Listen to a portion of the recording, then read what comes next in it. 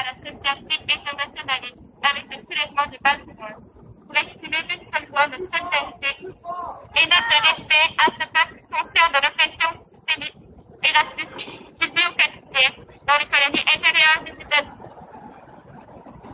Après la mort du jeune noir Teddy Grace, 25 ans, abattu cruellement et lâchement par un détachement de flics d'hommes armés à la solde de la ville de Baltimore, maintenant que la police politique de Baltimore a attaqué brutalement les premières manifestations populaires qui ont suivi,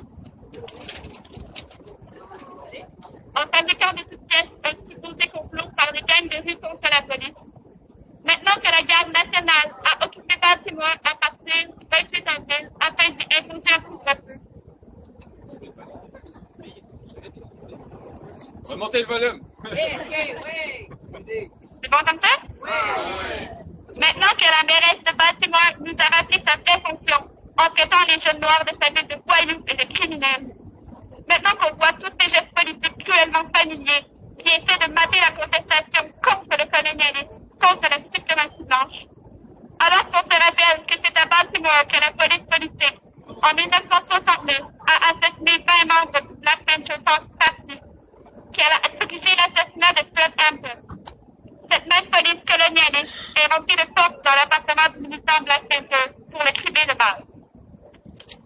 Et oui, cette situation est familière, parce que le peuple noir a vécu depuis plusieurs siècles de la misère et soumission imposée par des pays blancs comme l'Angleterre, la France, les États-Unis, l'Allemagne, le Canada et le Québec. Parce que depuis la traite d'esclaves et les plantations de jadis, en passant par la ségrégation formelle jusqu'à l'incarcération de masse et la pauvreté salariale d'aujourd'hui, les classes dominantes se sont tour à tour servies du colonialisme pour augmenter sans cesse leur pouvoir et leur profit. Ce même colonialisme s'articule aujourd'hui comme fondement du système capitaliste. Les vraies affaires de Philippe Couillard, elles roulent entre autres parce qu'on soutient le colonialisme américain et parce qu'on marque la résistance des peuples autochtones au Canada, ainsi que celle des prolétaires, jeunes et vieux, qui contestent le refus. On nous dit que les flics ne seraient pas intrinsèquement racistes, qu'il s'agirait juste de quelques mauvais flics, alors qu'en moyenne, à toutes les 28 heures, ils assassinent une personne noire. On nous dit que la violence d'une émeute serait contre-productive. Or, s'il n'y avait pas eu d'émeute à Baltimore, est-ce que la situation serait meilleure? Est-ce que les flics assassins de Petit Grace seraient condamnés? On nous dit que cette violence détruirait leur propre communauté. Est-ce que les banques, les centres d'achat, les autobus et les flics, tout ça, est-ce que c'est leur propre communauté? Non. Selon vous, qu'est-ce qui est plus violent? Briser la vitrine d'une banque ou couper l'eau à toutes les familles avec plus de 250 $ de dette comme la ville de Baltimore l'a fait? Ou encore, de mettre des familles endettées à la rue tout en remboursant la dette des capitalistes de Wall Street, comme on l'a vu en 2008 avec la crise des subprimes? Qu'est-ce qui est le plus violent? Renverser un char de flics stationné ou de tuer en toute impunité une personne noire aux 28 heures, comme les pères le font?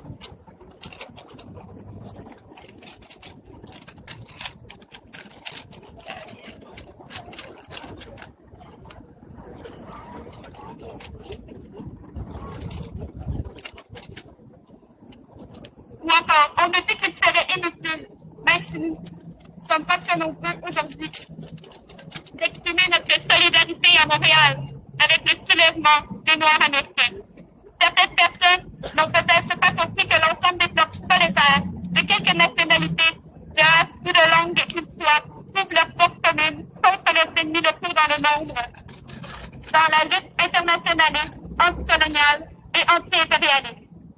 Si nous voulons, ici, dans les terres volées du Canada et du Québec, influencer la lutte de libération noire dans les terres volées des États-Unis, la meilleure chose qu'on peut faire, c'est de bâtir une lutte radicale, prolongée et révolutionnaire, ici, en s'attaquant à nos propres oppresseurs, à nos propres systèmes d'oppression et à nos propres États colonialistes et capitalistes du Québec et du Canada. Cela n'implique pas d'ignorer les luttes des autres peuples, mais au contraire, de les soutenir à travers les frontières. Amnistie complète pour les détenus du soulèvement de Baltimore. Aujourd'hui comme hier, la lutte est sans frontières. C'est un peu à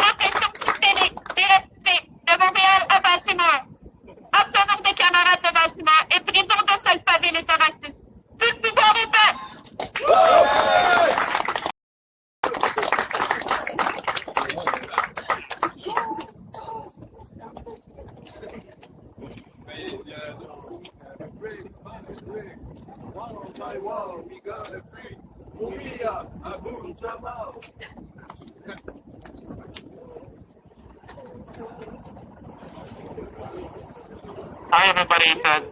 Can you hear me? How's the microphone? Should I speak without it? Um, Thank you very much for having me here. Today we are commemorating, obviously, Black lives in the United States that are being, and here in Canada, killed and lost on a daily basis on an alarming rate by police violence. My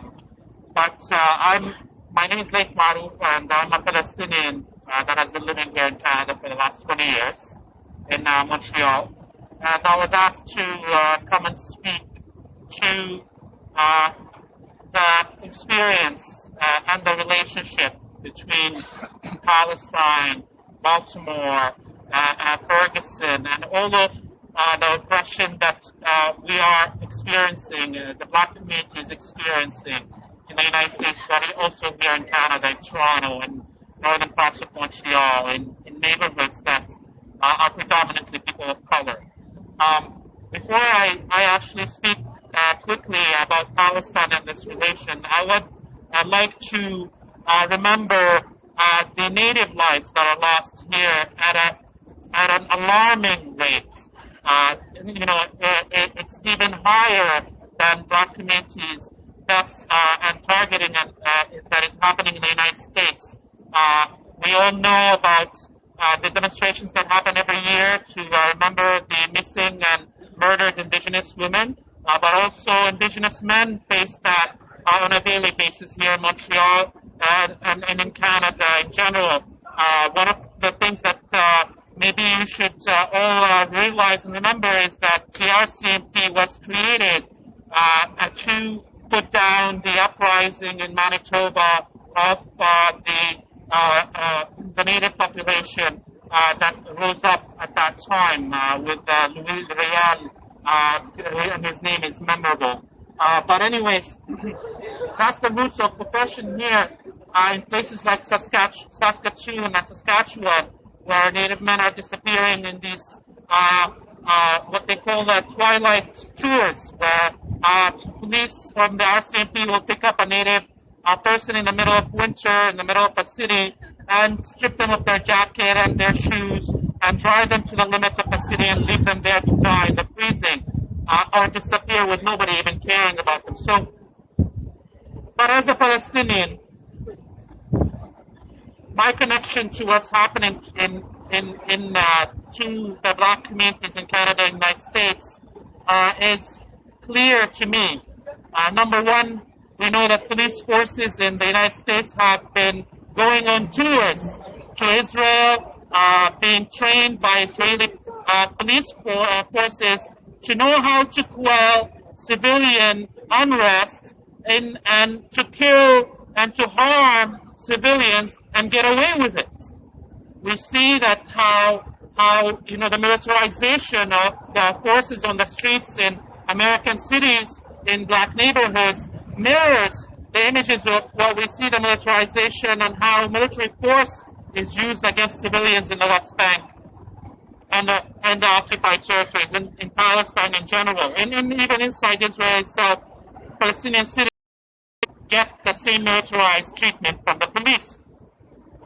Now, this is also goes deeper, this connection, because of what we have right now with this and all these anti-terrorism laws that are coming to Canada and the United States that are also based on, they're made to oppress the Native population, the Black populations, the immigrant populations, the Arab and Muslim populations, and militarize the system in the name of this war against terrorism. These connections are very important to remember whenever we come and stand in solidarity with another community. We have to make this story relevant to yourself to understand how the Black community is facing this violence in the United States. And that's how I connect myself to this.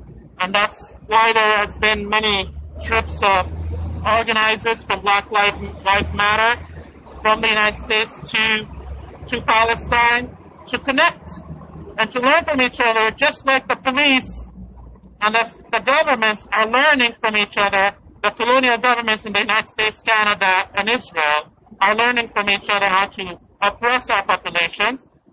This is what we need to do. We need to connect, build solidarity across all these struggles in order for us to defend ourselves and defend our colleagues and those who are oppressed along with us. Thank you very much for having me.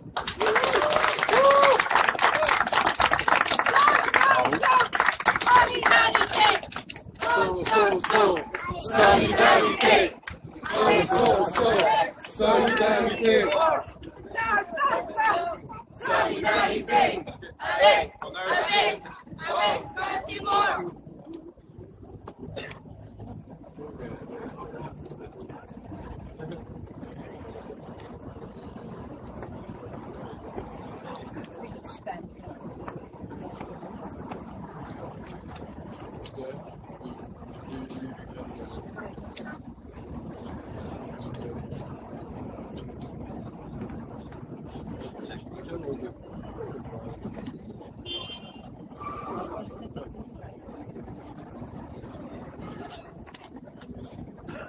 Can you hear me?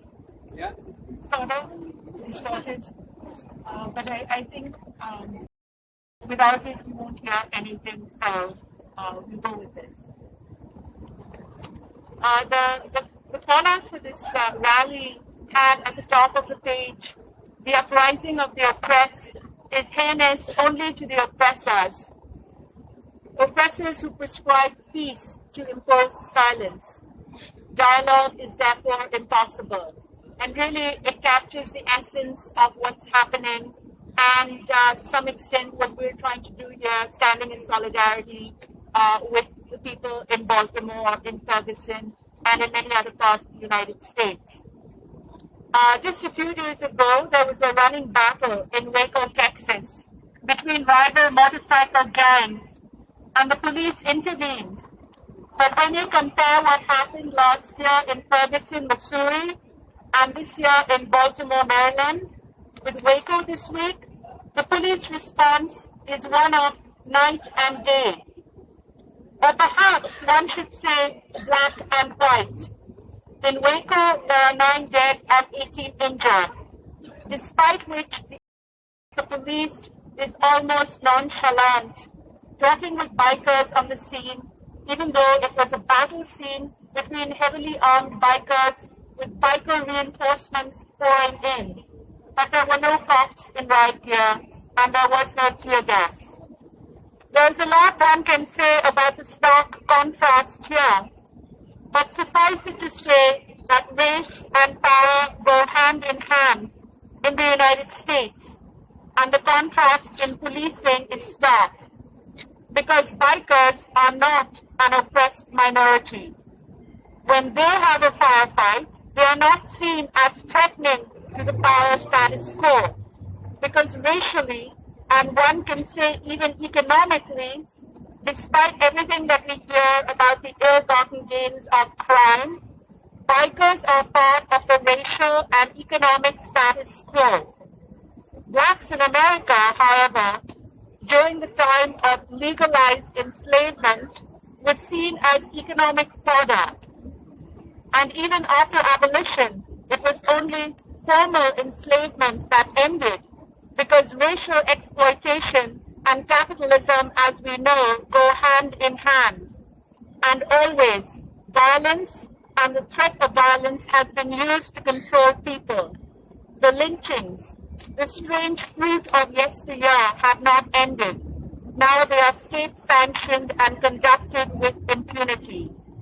So when blacks, like other oppressed minorities, rise up and say no more to police and state-sanctioned murder, no more to impunity by the state and its hired hands, they are seen as dangerous. They must be put down. They must be criminalized, because anything else would jeopardize the foundations of the economic and racial status quo which are so intertwined. This is not new, and there are so many examples we have in history, and also more recently, of this challenge to power and the might of the state being brought to bear on those who rise up.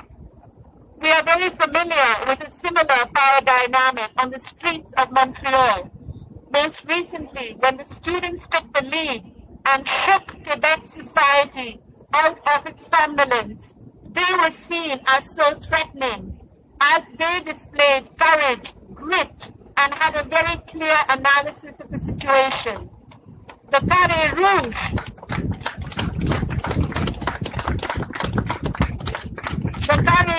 was about much more than a fee freeze. The students had to be shut down. Laws were changed, criminalizing protest, while violence by the state and its agents went unchallenged. Once more, impunity. And we saw it again a few weeks ago in this very place on May Day, when the women led the march. The police opened fire with tear gas, and very shortly after, on spurious grounds, declared the demonstration illegal. When this happens, we know we are being affected. They cannot tolerate this challenge to power, and the blinders are off.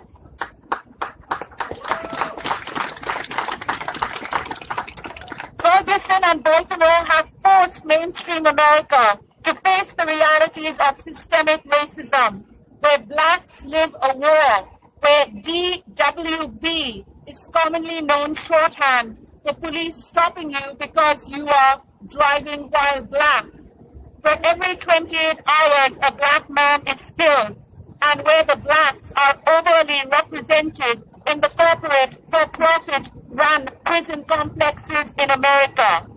Blacks are 12% of the population in the USA, but they are 39% of the prison population. Not because blacks have a greater predilection for criminality, but because they have been criminalized. There is something gravely wrong, and it has to do with power.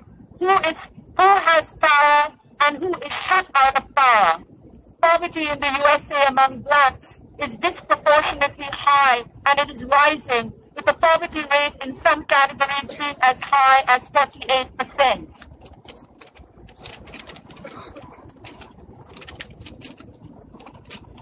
In Montreal, in Canada, we see the same thing with racial profiling, where youth of color have to duck and dive because they know they are automatically targeted.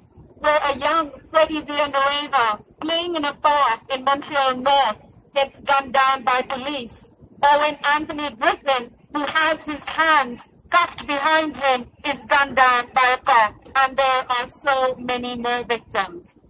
In Canada, Indigenous people make up about 4% of the Canadian population, yet they are 23% of those imprisoned in federal prisons. And we just heard from Leigh talking about the ongoing targeting of Native youth, male and female.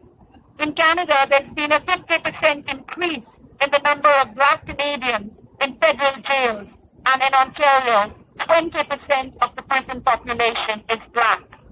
Here too we see the results of systemic racism and racial profiling in many areas of society. And we also see state impunity in the violence that is the reality of Native people and racialized minorities. This year marks the 25th anniversary of the Sûreté du Québec attacks on the Mohawk people of Kanesatake and the Canadian military occupation of their territory. Since then, Native communities across the country have come under attack for corporate greed or government indifference and contempt.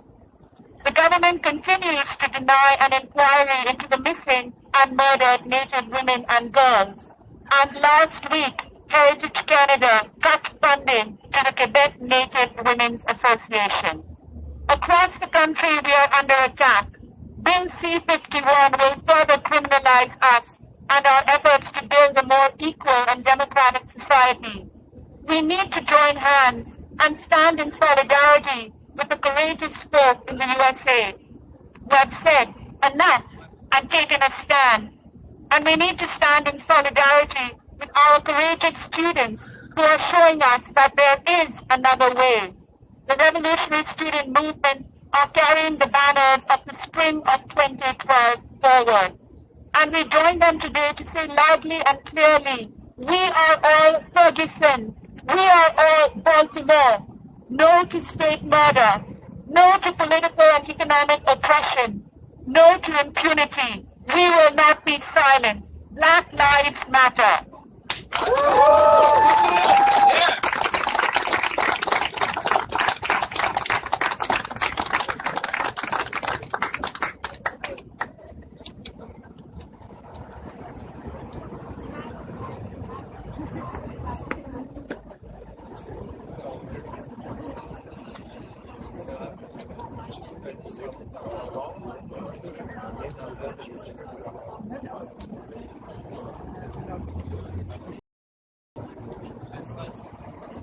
Bonjour tout le monde, je suis ici au nom de l'Alliance internationale des femmes.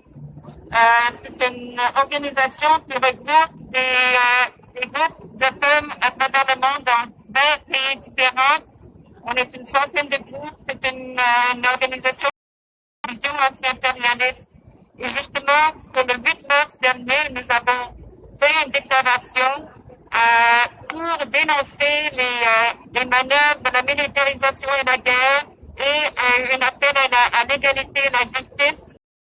Et puis, je voulais vous lire une partie de la déclaration que nous avons faite. Si j'arrive à la trouver ici, encore une fois, un instant.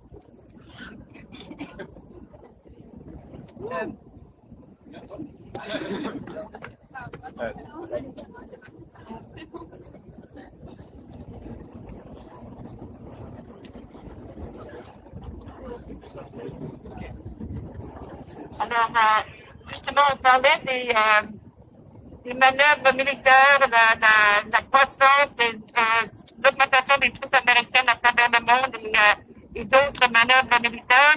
Et on disait que, outre leurs manœuvres à l'étranger, les États-Unis mènent une guerre à l'interne contre les Noirs, les minorités visibles, les transgenres et les femmes à l'intérieur de leurs propres frontières par le biais d'une violence institutionnalisée en phase avec leur programme suprémaciste. Dans un pays où un Noir est abattu par la police ou des vigiles toutes les 28 heures, une telle guerre se trouve exacerbée lorsque la police raciste a le droit d'assassiner des femmes noires, de minorités visibles et trans, presque sans aucune conséquence. Cette guerre contre les femmes se trouve exemplifiée par le meurtre par balle de la petite Ariana Jones, 7 ans, qui dormait chez elle lorsqu'on l'a tuée. Il y a eu déni de justice car son assassin, un flic, ne s'est vu imposer aucune punition. Les femmes noires ont toujours eu à faire face au déni de justice, comme ce fut le cas pour Marissa Alexander, qui a passé 3 ans en prison pour avoir envoyé un tir d'avertissement à son mari qui était physiquement violent et à qui elle voulait faire peur. L'assassinat de Jesse Hernandez par la police de Denver est un autre de ces exemples. Le fait que l'État dévalorise explicitement la vie des Noirs, des individus au teint foncé et des femmes transgenres engendre la notion d'une société hostile aux femmes dans laquelle la violence contre les femmes ne peut que se perpétuer. En l'espace de 2 semaines, 3 femmes trans ont été assassinées. Ty Underwood, Michelle Bache-Payne et Lamia Beard. Cette année, il ne faut surtout pas oublier le meurtre brutal de Renisha McBride à Détroit. En réponse à cette incessante brutalité, le mouvement Black Lives Matter est né. Il est dirigé par des femmes noires et vise à faire connaître de tels cas, ainsi que les nombreux autres qui ne sont pas rapportés. Alors, les femmes sont en solidarité, les femmes progressistes, les femmes ici au Québec, au Canada, de notre réseau sont en solidarité avec les femmes de Baltimore, avec toutes les femmes racisées et discriminées aux États-Unis, ainsi qu'à travers le monde. Et nous disons qu'on n'aurait pas de paix et on n'aurait pas de paix sociale sans la justice. Alors on appelle la justice et on dit, what do we want? Justice. When do we want it? Now. What do we want? Justice. When do we want it? Now. What do we want? Justice. When do we want it? Now. Merci beaucoup.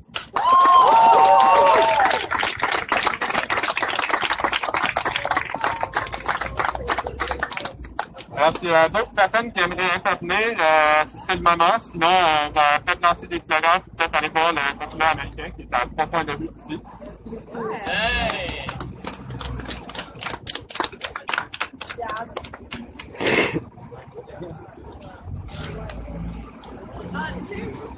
Ah oui? OK.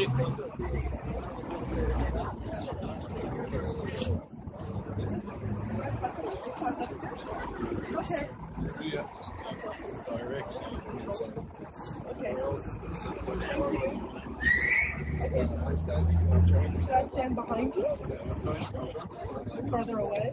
Okay. I'm learning how to megaphone work. Okay. No, I think it's fine. Okay. I just want to say thank you so much to the organizers. This is great. But I wanted to bring a bit of a critique, if that's okay, if people are looking at that. And I'll stick around and people can talk to me after. So there's this principle, and it comes out of disability community, and it's summed up by the phrase, nothing about us without us, which is a principle that I actually really love. And so I think that's really important here as we do ally work in Baltimore and the Black communities who are facing police violence. I think it's really disheartening to see the organizers and to look out into the audience and not see a lot of Black people. I want to leave room open to the fact that there are a lot of Black people who are white passing or people of color passing, and I just don't realize, but individually. I don't know how this event is organized. So I don't know, maybe people will reach out and post weren't available. If future events are done, I think it's really important that we highlight Black voices. And actually being an ally is not about speaking in support of, it's about providing a platform for people to speak on their own behalf. So maybe that could be considered in the future. Thank you.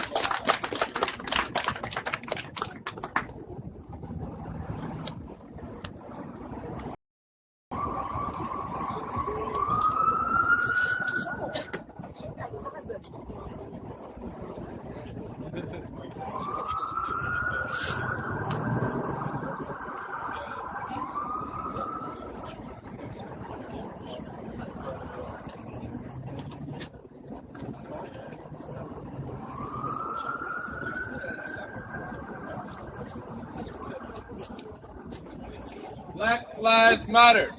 Black Lives Matter. Black Lives Matter.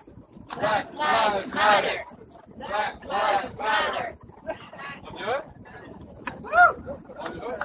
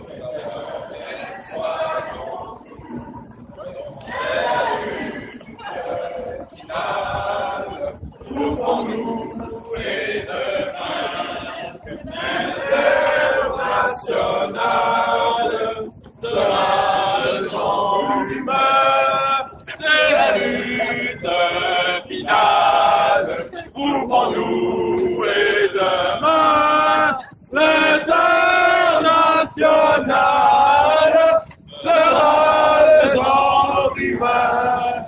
Il n'est pas de sauveur humain, parmi humains, producteurs serons nous-mêmes. et pour le salut commun. Pour que le sol remplira. C'est à gauche,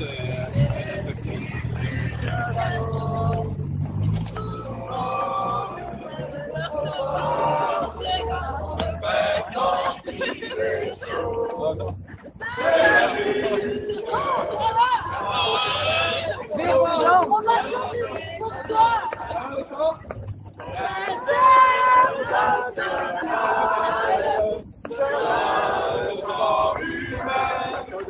C'est la lutte finale. sur le trottoir. Et demain, l'international. Veuillez prendre le trottoir.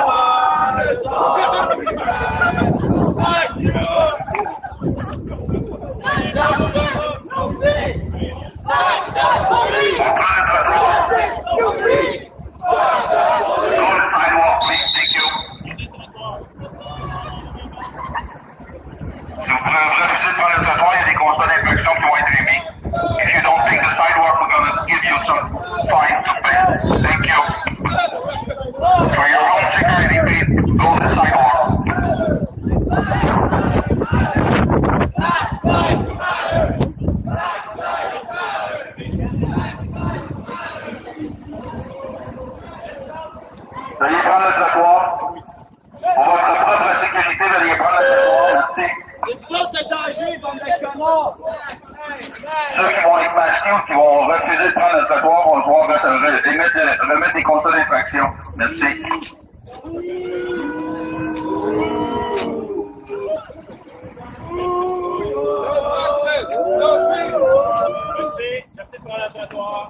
Pour votre propre sécurité, de venir sur le trottoir. Pas de problème que vous marchiez. Veuillez démarrer sur le trottoir. Merci de votre collaboration.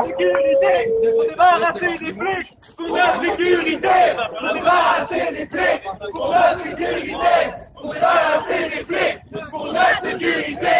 Débarrasser des flics pour la sécurité!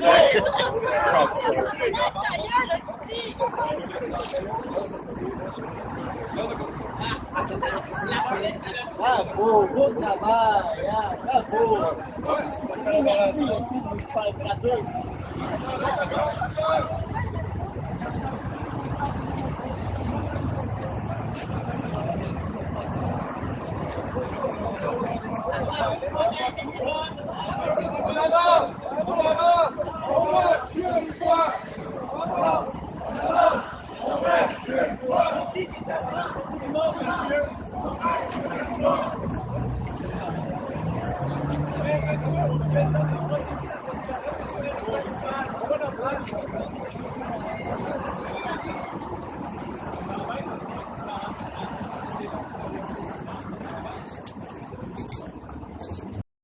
Pas la police à tes mains.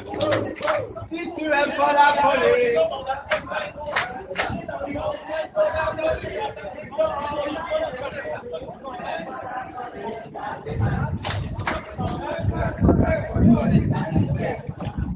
Si tu aimes pas la police à tes pieds. Si tu aimes pas la police, fais balance sur tes poings. Si tu aimes pas la police à tes pieds. Attention, la bonne protège.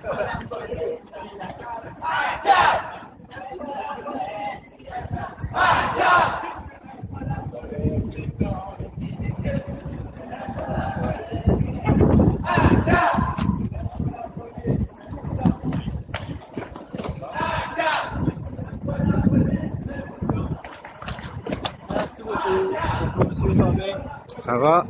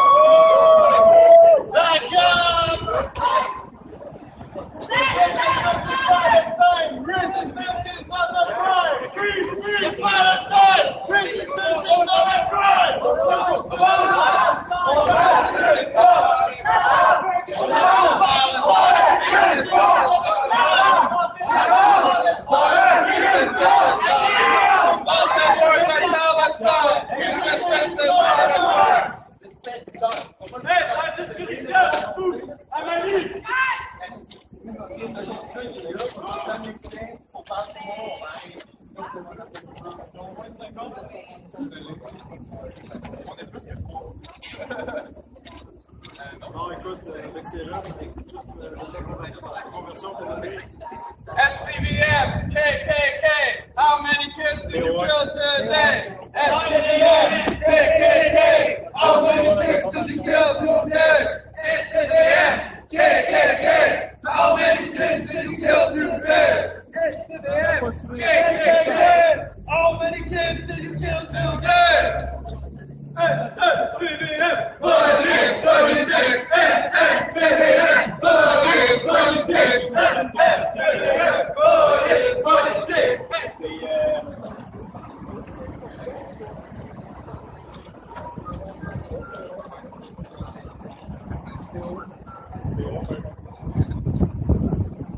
Black lives matter!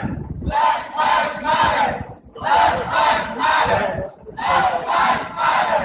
Black lives matter! Black lives matter! Black lives matter! All lives don't matter.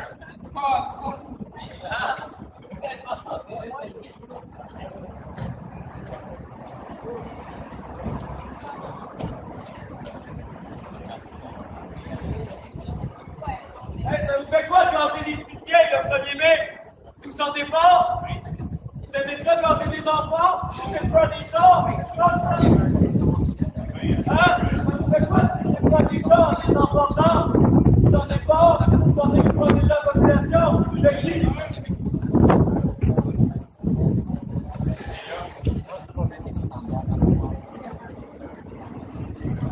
Hein? Vous avez excité peur, ça, des enfants d'armes? Vous sentez comment? La petite vieille, ça les promener, c'est quoi ça? C'est protéger et servir? Protéger et servir qui?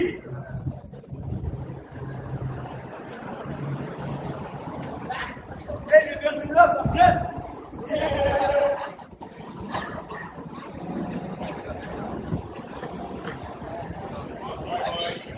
C'est pas un moyen de pression, hein? C'est pas un moyen de pression! Changez de pantalon! C'est pas un moyen de pression! Changez de pantalon! C'est pas un moyen de pression! Changez de pantalon! C'est pas un moyen de pression!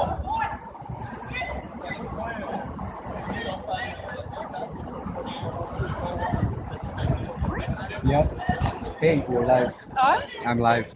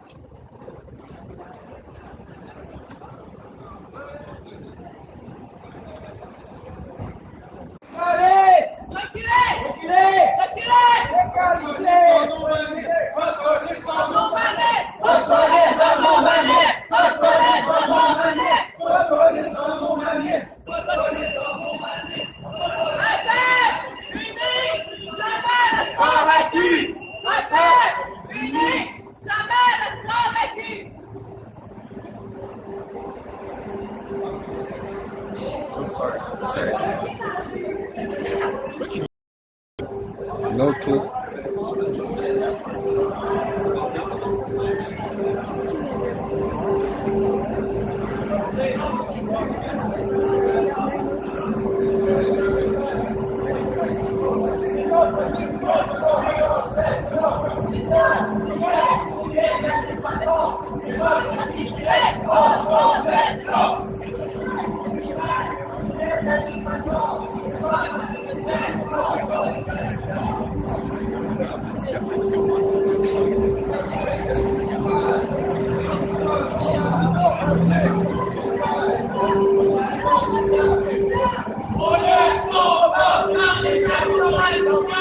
C'est votre coopération.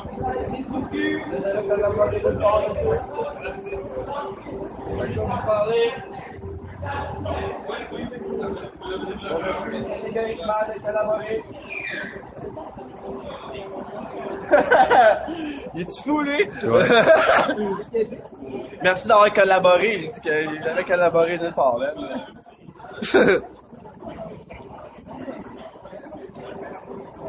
C'est quoi qu'il voulait, là, sur le bord de la bannière? Qu'est-ce qu'il voulait là-bas, là? Je sais pas, je suis mauvais offline. Fuck, j'ai pogné une guérite, moi. Protéger les gens qui coupent les services d'éducation de vos enfants, ça vous fait quoi, monsieur? On coupe la santé de vos familles, ça vous fait quoi, ça? Alors, Paris, il gagne plus que 100 000 par année. Vous n'avez pas d'amis infirmiers, pas d'amis Trump, vous avez-tu des amis? Ah,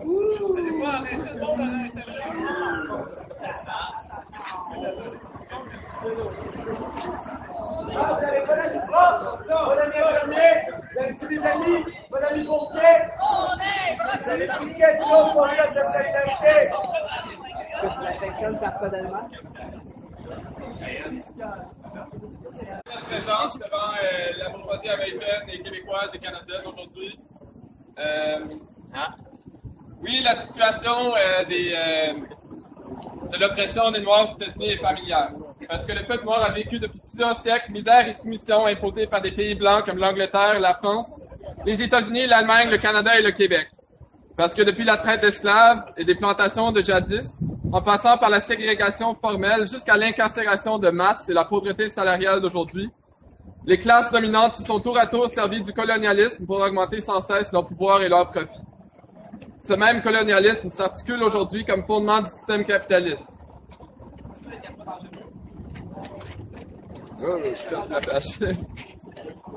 C'est ça. Selon vous, qu'est-ce qui est plus violent? Briser la vitrine d'une banque ou plutôt de couper l'eau à toutes les familles avec plus de 250 $ de dette comme la ville de Baltimore l'a fait? Ou encore de mettre les familles endettées à la rue tout en remboursant la dette des capitalistes de Wall Street, comme on l'a vu en 2008 avec la crise des subprimes. Montrez-vous nous, c'est vraiment laid. C'est vraiment Qu'est-ce qui est plus violent?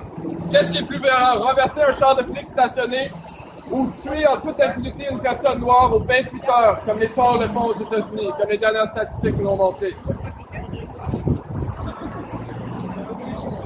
Si nous voulons, ici dans les terres volées du Canada et du Québec, influencer la lutte de libération noire dans les terres volées des États-Unis, la meilleure chose qu'on peut faire, c'est de bâtir une lutte radicale, prolongée et révolutionnaire ici, en s'attaquant à nos propres oppresseurs, à nos propres systèmes d'oppression, à nos propres États colonialistes et capitalistes du Québec et du Canada. Ces gens-là, c'est l'État colonialiste et capitaliste en personne. C'est l'incarnation de notre ennemi. Donnez votre numéro de matricule, c'est illégal de pas donner. Vous êtes censé faire respecter la loi. Ah, c'est pas chaud, ça va mieux. Merci d'être nous aujourd'hui et tout le pouvoir au peuple.